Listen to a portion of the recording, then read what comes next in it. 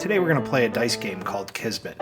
Our vintage edition here from the 1960s was published by Lakeside Industries, but a new version is available from Endless Games. Kismet was an early competitor to Yahtzee, so if you've ever played Yahtzee, then Kismet will be pretty easy to pick up. On each player's turn, they're allowed to roll the dice 3 times and allowed to keep whatever dice that they want on each roll. Players get a score sheet where they track the objectives that they've met and that they need to meet. Each side of the sheet is broken into 6 columns, each one of which is good for 1 game. On the top half, or basic section of the score sheet, players are trying to get as many of each type of die as they can.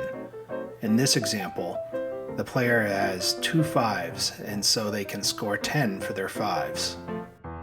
The bottom half of the score sheet is where Kismet really differentiates itself from Yahtzee. On Kismet dice, the 1 and 6 are black, the 2 and 5 are red, and the 3 and 4 are green. It's like having 3 suits.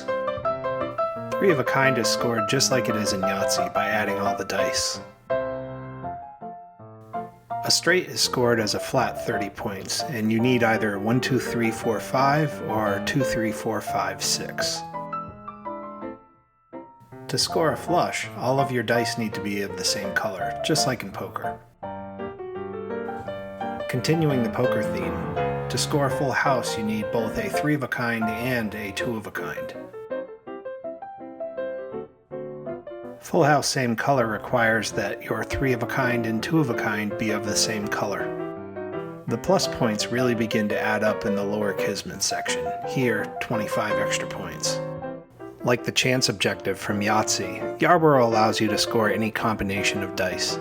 It's a place to stick a series of bad rolls. And finally the namesake Kismet, or 5 of a kind. Unlike Yahtzee, you are only allowed to score 1 Kismet. Additional Kismets must be scored somewhere on the sheet where they fit. The twist is that if a player scores more than 1 Kismet, all of the other players must score a 0 and lose a turn. The 0 must be in the player's uppermost empty objective.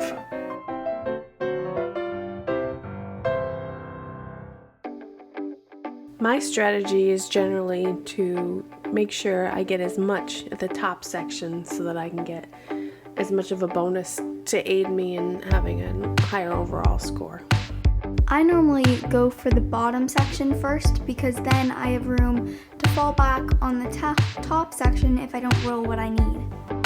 If I'm going to go for a straight, I try not to do it unless I already have a 2, 3, 4, and 5. That way on the subsequent rolls I can either go for a 1 or a 6 to complete my straight.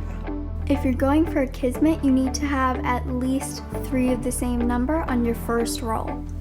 I find that if I have bad rolls where I'm not really going to get anything, I'll start with the low numbers at the top and then move to some items where you're not going to get as many points to begin with on the bottom part to take zeros if you have to. Yeah, I agree. I think if you have 1 or 2 1s, it's better to score that for your 1s than to consume your Yarborough. Alright, let's give Kismet, the great new game of yacht, our review. We'll start off with inclusivity, which is the number of simultaneous players and the learning curve for new players.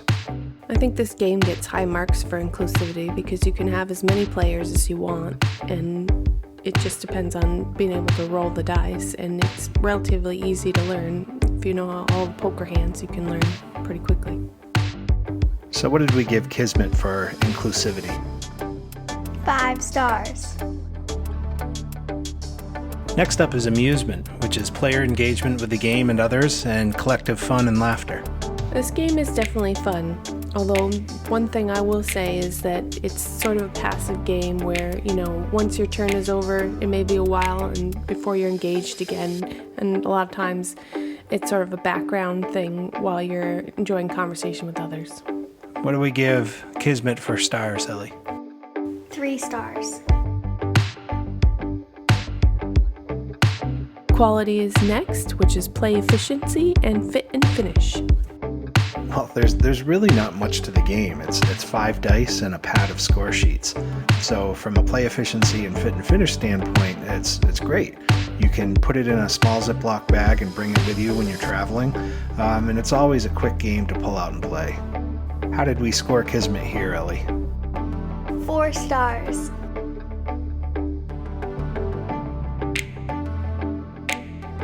Replayability touches on the gameplay variety and challenges and the permutations of experience. I would say that this game is very replayable. It's one that our family plays over and over again, but it's not very varied. So there aren't really different permutations. What you get is what you get in this game. Given that it's one of our default games, I would definitely say it's replayable. How do we score it? 4 stars. Next up is intangibles, which include innovation and nostalgia.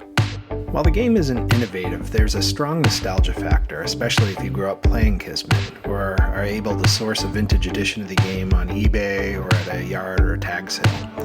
The game is a step above Yahtzee, I think, and it's kind of fun to play the historic underdog. What did we give Kismet, Ellie? 4 stars.